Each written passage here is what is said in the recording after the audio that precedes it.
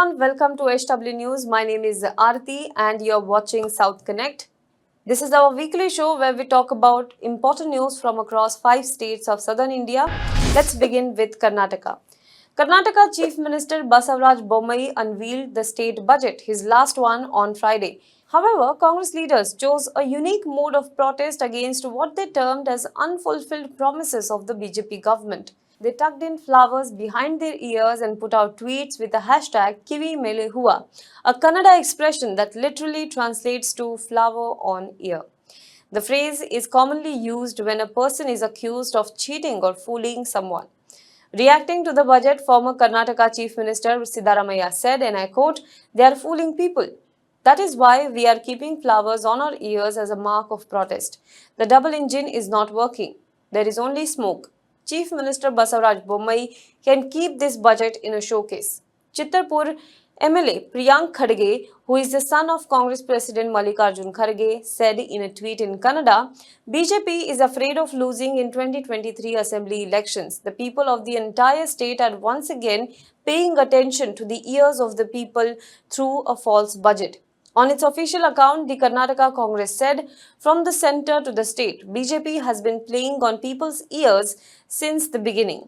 In the central budget, they put flowers on the ears of Karnataka. Now they are putting flowers on the ears of Kannadigas in the state budget." Now, the state BJP leaders, meanwhile, called the budget as superb budget and said it would herald a new era of development. In another news from the state, Bengaluru police have registered an FIR against the Jain University management and a group of students from the Center for Management Studies for staging a skit that allegedly referred to Dr. B.R. Ambedkar and Dalits in a derogatory manner. Police officers said that the students and faculty members are being called for interrogation. Arrests will only be made after a thorough investigation. The college has now suspended 6 students involved in staging the skit and constituted a disciplinary committee to probe into the matter. The Karnataka State Commission for Scheduled Caste and Scheduled Tribes has also sought a detailed report from the university besides action against the guilty. The skit was staged on Wednesday as part of a youth festival organized by the CMS. University officials also said that the youth festival had also been suspended.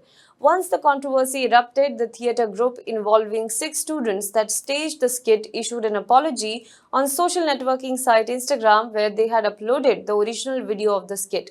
Some Dalit organizations in Karnataka and Maharashtra also took offense to the skit, following which a police complaint was lodged by Akshay Bansode, state member of the Yuva Vanchit Bahujan Aghadi Morcha, with the Superintendent of Police in Nanded, Maharashtra.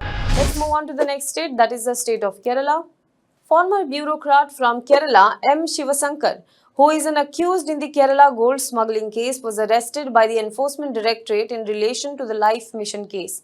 Shivasankar was the former Principal Secretary of Kerala Chief Minister Pinarayi Vijayan.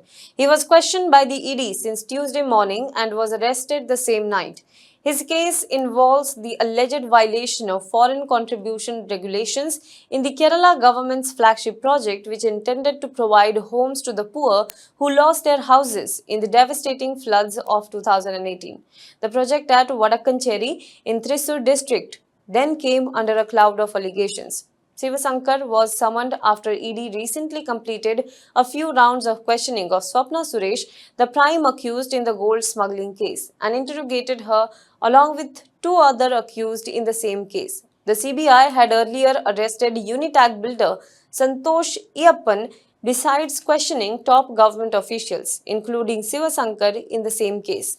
The case surfaced after the gold smuggling case came to light in June 2020, in which Shivasankar was jailed. Both Swapna Suresh and Sarit, employed in the UAE consulate, were later found to have a role in the Life Mission funds misappropriation too. The state government then had approached the Kerala High Court to stop the probe, but it dismissed the pleas and said that an ongoing CBI probe should continue in the case involving senior government officers and contractors.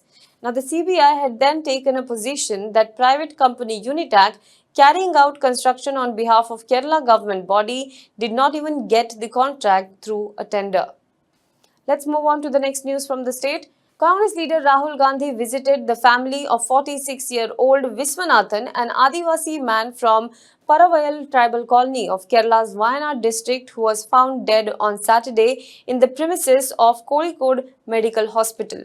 Gandhi, who is the member of parliament from Wayanad Lok Sabha constituency, was accompanied by other senior Congress leaders of the state including the leader of the opposition V.D. Satheesan, K.C. Venugopal and the MLA T. Siddiq. Meanwhile, the State Human Rights Commission has registered a suo motu case after the family of the man alleged that Viswanathan was brutally assaulted by a group of people, alleging that he stole a mobile phone.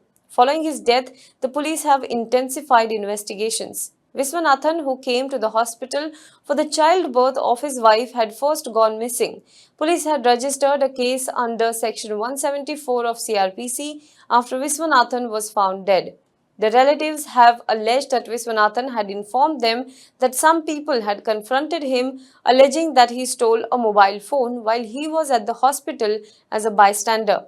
BJP has alleged that this is a case of mob lynching of tribal man. There is a huge uproar on social media over his death, and there are even allegations that he was targeted as he was an Adivasi. In a recent development, the Kerala State Commission for Scheduled Caste and Scheduled Tribes set aside the police report submitted in the tribal man's death case and asked the police to include provisions of the SC/ST Prevention of Atrocities Act as well. The commission has asked the police to submit a fresh report within 4 days. Let's move on to the next state, that is Tamil Nadu.